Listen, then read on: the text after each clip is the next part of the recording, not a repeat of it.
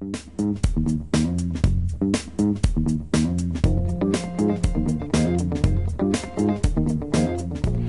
Smart Money Monday this morning, we're talking about investing, the do's, and more importantly, the don'ts. Mike Hogan from Bank of Hawaii is here to kind of give us a crash course, although crash might not be the best word when we're talking about markets. How are you doing?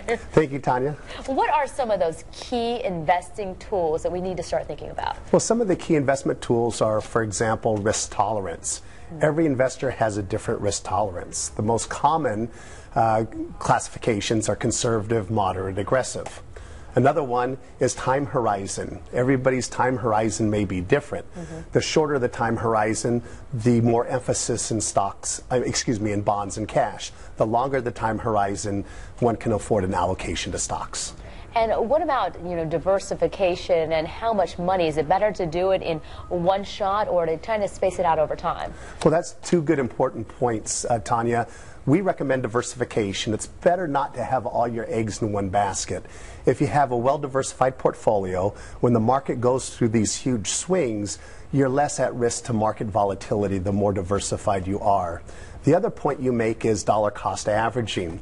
A lot of folks, when they think about investing into the market, they may think to put all their investment to work at one time.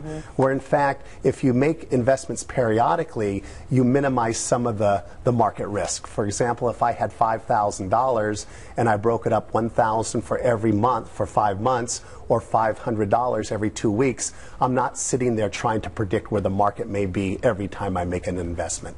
And you might not be as freaked out by those daily fluctuations which you're bound to see. Absolutely, especially in recent times where we've seen the market quite volatile. What are some final tips for would-be investors out there? I think a final tip that a lot of people take for granted is to rebalance their portfolio. All asset classes do not perform the same.